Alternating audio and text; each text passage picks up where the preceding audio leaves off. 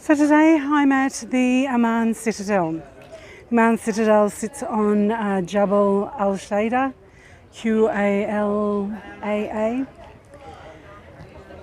I think we are about 850 metres above sea level here. This site has been occupied since the Bronze Age, and we'll have a look at these little statuettes just here behind us to see the dates. It's been originally a village because there was a river, a freshwater stream that used to run down the base of this hill. So there's a couple of really great remains up here. You've got the Temple of Hercules, and you've got an Umayyad palace, an Umayyad mosque, and you've got a very nice small museum. So if we see here by looking at this sign, there was Neolithic pottery, Paleolithic, Bronze Age, Iron Age. Persians, they would have been anybody from Iran, Iraq, that type of area. And the Hellenistic period, Hellenistic normally represents Greek. So those dates were when the area was called Rabbath Amman, and then the area was called Philadelphia, and then you had the Nabateans, you see there between 312 and 106, the Romans and the Byzantines. Absolutely fabulous. And when the area was renamed Amman during the Umayyad, Abbasid, Fatimid, Ayyad and Mamluk and Ottomans. Mamluk came from Egypt and Ottomans were the Turks. And it was only very recent history there, 1917, for the Great Arab Revolt. And this last plaque indicates basically modern history. So the British Mandate, and then the British part of, after World War I and II split this whole area up. I'm so anti-colonial, so don't get me started on that. And then we have the Emirate of Transjordan and the Hashemite Kingdom since 1946 to the current history that we have today. So this is a very easy little site to visit. It is wheelchair friendly, wheelchair accessible. It's just going to be rough going if you do have any mobility issues. But it's a fabulous site, worth a visit. Let's go and have a look at the Temple of Hercules. Now, water was a vital part, of course, of any existence, and harvesting and saving of water was vital. So this kind of area was excavated, and it's believed to have been a water system from the 730 AD. The fortifications of the walls on this site are about 1,700 metres long, and of course they fell down and were broken and earthquakes and damaged and rebuilt, and because this is a vital site on the top of a hill. You imagine if none of those buildings were there, it was just rolling hills, the 7 hills of Ammman. So if you imagine living up here on the high fortified point where there was the village, you'd need water. And it is my understanding that water came from a stream that where that road is now, that far road where those cars are driving, that runs in front of the Roman Amphitheater, that used to be a freshwater stream.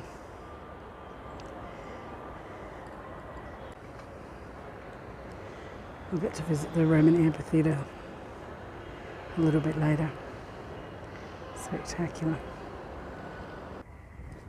The Temple of Hercules is from 161 to 166 AD, dedicated to the supreme Roman deity Hercules. It was discovered, there's a giant arm, a giant hand down the other side. I'll find it for you in a bit. Hercules was the son of Zeus, an immortal woman, alchemy. He had supernatural strength,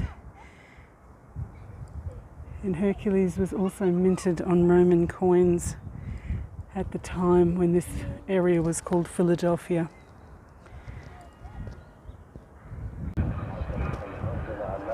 That structure behind me is a watchtower from the Umayyads. It's not the Umayyads, it's the other one about 3 or 4 later. It's a watchtower, it's only a small square, but very strong in fortification. And over the millennia, it would have been repurposed from Byzantine churches and other architectural sites that were on this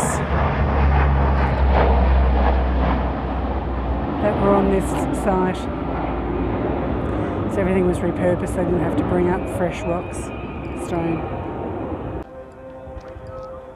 Just walking around the far side of the Temple of Hercules here. It's about 1:30, 2 o'clock. It's probably a call to prayer.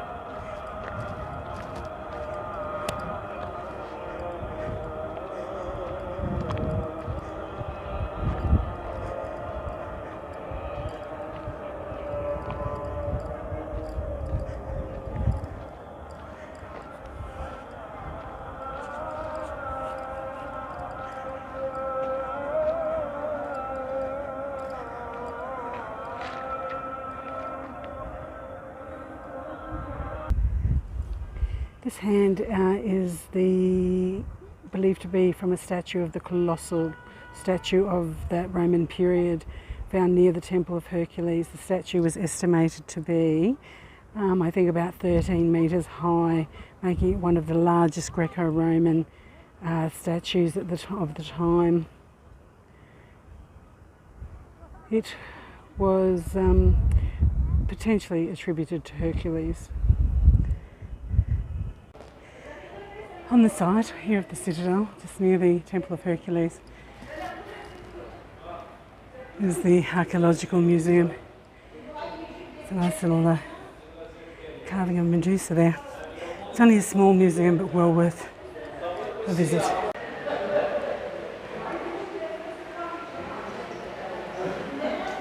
Water fairies and other statues.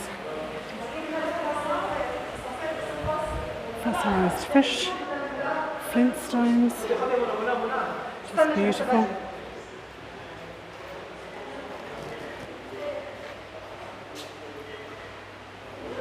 There's a statue of a man found in Jericho.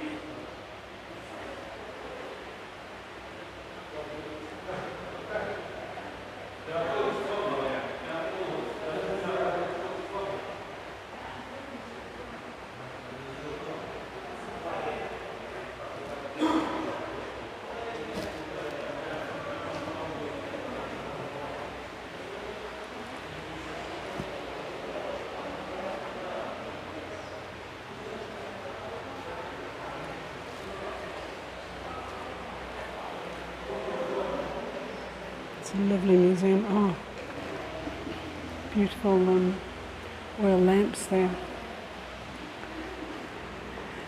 One of my favourite items, if it's still here, yes, this one here. The grinding stone. They put the grain in there, turn that top section with that handle. Oh, it's just brilliant.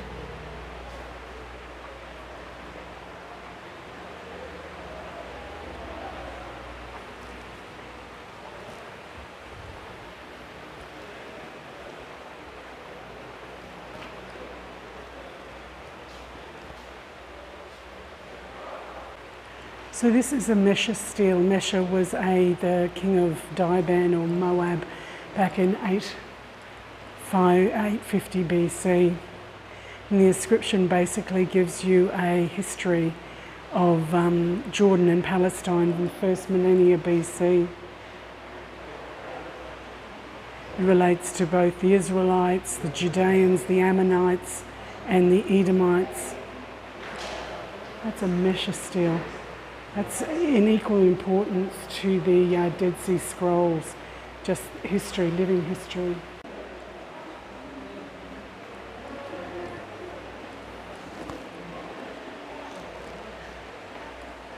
Another one of the absolutely fantastic exhibits here is this chainmail. Just superb. The interlinking of little circles to protect the wearer. Just fabulous. And down here a little ways is a tomb, a burial sarcophagus.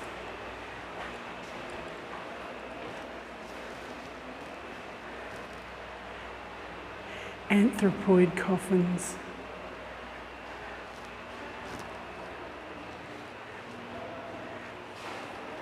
From 1200 to 900 BC. Can you believe that? It's just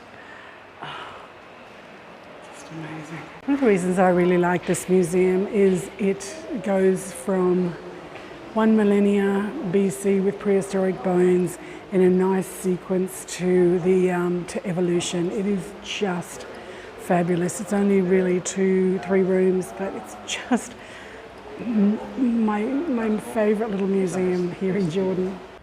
So from the entrance you come to the Temple of Hercules, then you come to the museum, and then you get to look out over modern day Amman.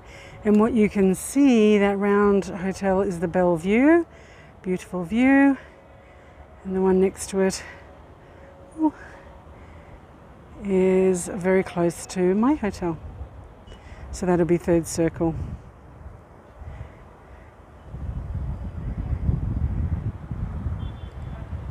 Let's cruise down here to the Umayyad Mosque. I make comment occasionally about wheelchair accessibility to these amazing sites, and I would hazard to guess that that constitutes wheelchair accessibility. If you're in a wheelchair, I'd be terrified.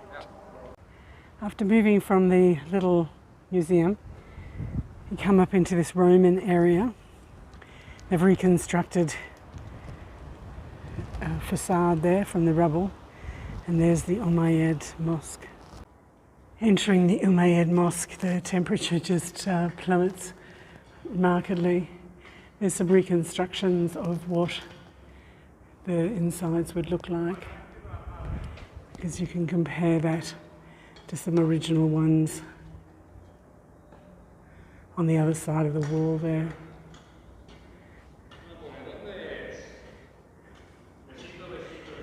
The other thing that they've done here is they've reconstructed the vaulted ceiling, which is just beautiful.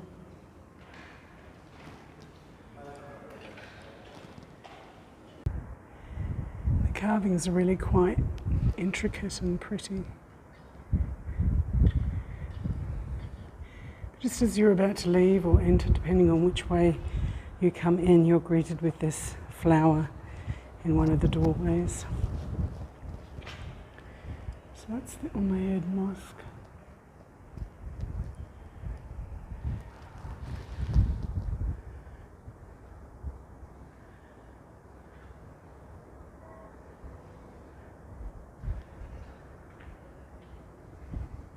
Then as you exit the Umayyad Mosque, you go to the rest of the Roman precinct. You can see a colonnade street there, a boulevard. The other thing for here is you've got the big flag